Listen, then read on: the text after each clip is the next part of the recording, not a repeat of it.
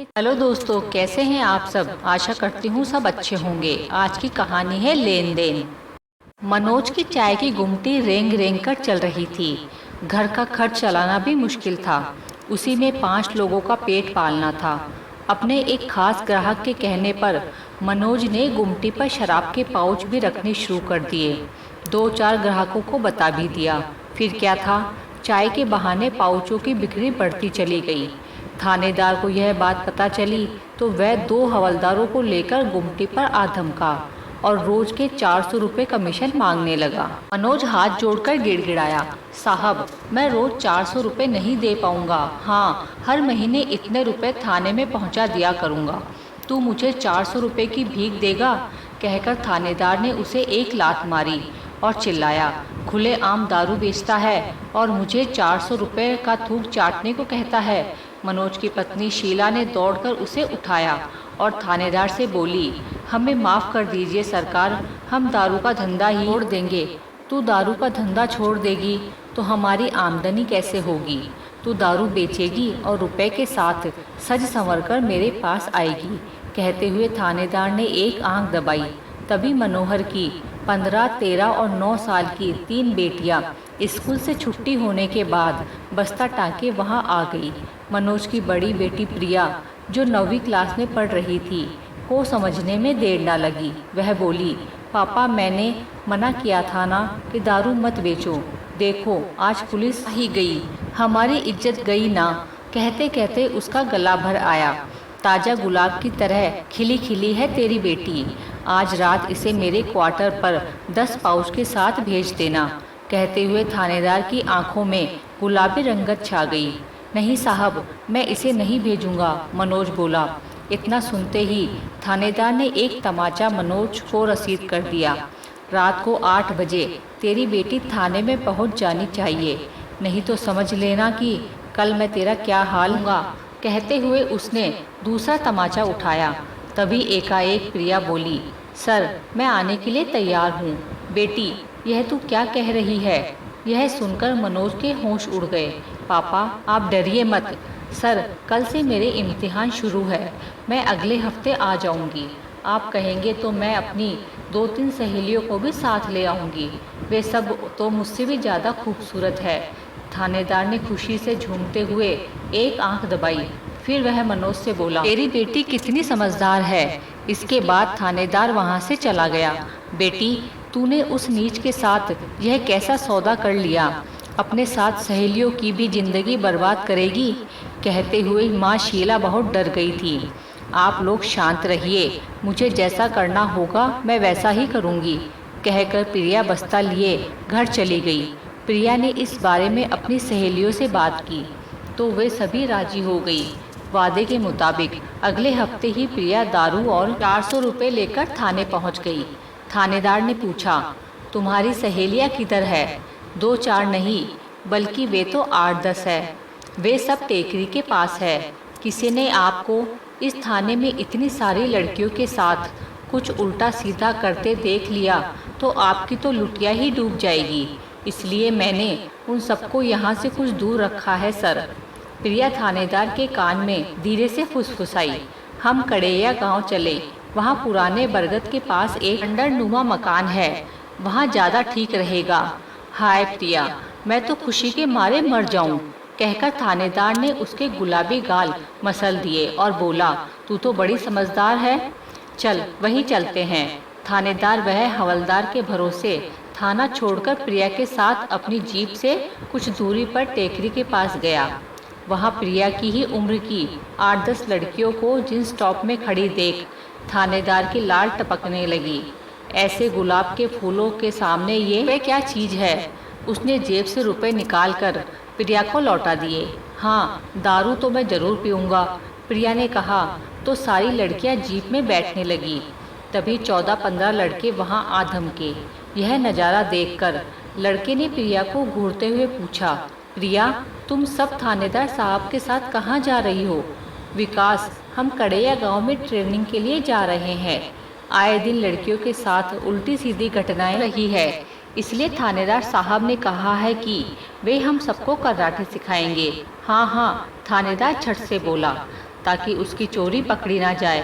प्रिया, आज तुम इस पीली ड्रेस में बहुत खूबसूरत दिख रही हो। मैं तुम्हारा फोटो खींच लूं? हाँ हाँ, खींचो ना। विकास ने प्रिया के साथ थानेदार और सारी लड़कियों के भी फोटो खींचे।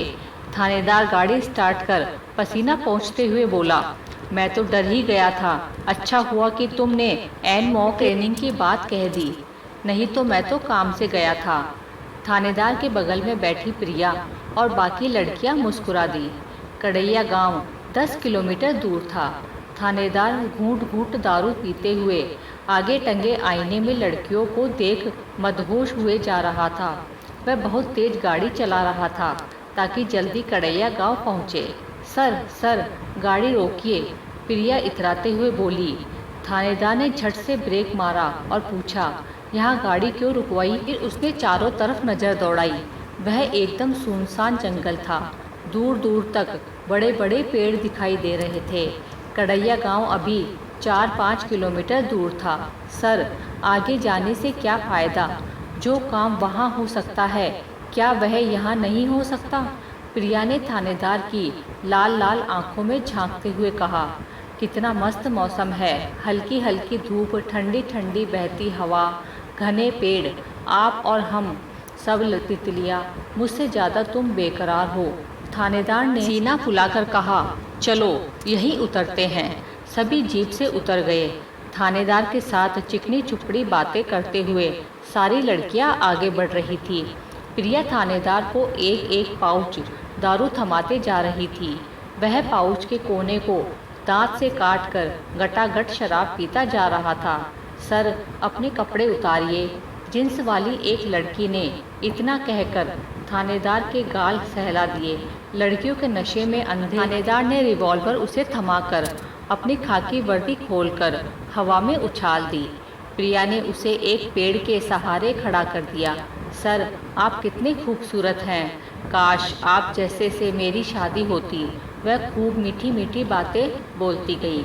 थानेदार के पूरे शरीर में रोमांच सा आया, लेकिन जब वह उसे पकड़ने के लिए आगे बढ़ा तो उसके होश फाख्ता हो गए। बाकी लड़कियों ने थानेदार को रस्सी से पेड़ के सहारे कसके बांध दिया। खुद को पेड़ से बंधा पाकर थानेदार का दारू और लड़की का नशा काफूर हो गया। अरे लड़कियों, यह क्या मजाक है? मुझे छोड़ो, प्यार का वक्त निकला जा रहा है। सिर्फ अंडरवियर पहने थानेदार बोला।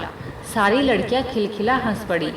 एक लड़की ने कहा, थानेदार जी, आप अकेले इतनी लड़कियों से प्यार कैसे करेंगे? आप तो बस इस पेड़ से बंधे इसे ही प्यार कीजिए, हम तो चलें। मुझे इस जंगल में छोड़कर तुम सब जाओगी तो पुलिस तुम लोगों को जिंदा नहीं छोड़ेगी। हमें कुछ नहीं होगा, प्रिया बोली, बल्कि तुम्हारा पूरा पुलिस महकमा बदनाम हो जाएगा कि तुमने 8-10 लड़कियों को ट्रेनिंग देने के नाम पर उनके साथ गलत हरकत की। इस बात को साबित करने के लिए विकास के कैमरे में तुम्हारे और हम सभी लड़कियों के फ़ोटो मौजूद है। थानेदार ने हड़बड़ाकर नजरें घुमाई। एक लड़की मुस्कुराते हुए थानेदार के हर एंगल से खटाखट फोटो खींचे जा रही थी। थानेदार अपना ही सिर खुद पेड़ पर मारने लगा। अरे बाप रे, अब तो मेरी नौकरी गई। फिर वह गरजा, ए छोकरी, मेरे फ़ोटो खींचना बंद कर। प्रिया बोली, थानेदार, तुमने मुझ पर बुरी नज़र डाली थी ना, अब सब लेन देन बराबर हो गया।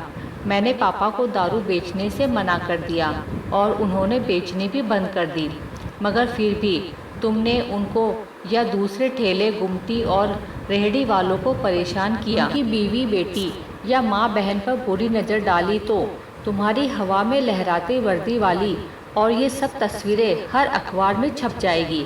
थानेदार की तो हालत ख़राब हो गई कि जिस प्रिया के चक्कर में वह पड़ा था उसने तो उसे घनचक्कर बना दिया।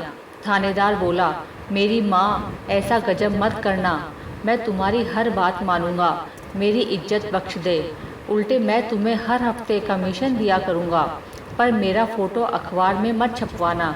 थानेदार को यूँ गिड़गिड़ाते हुए देख प्रिया के साथ सारी आई लड़कियां हंस पड़ी और वहां से चली गई। तो दोस्तों, ये थी हमारी आज की कहानी। आपका क्या कहना है इस कहानी के बारे में? कमेंट करके हमें ज़रूर बताएं।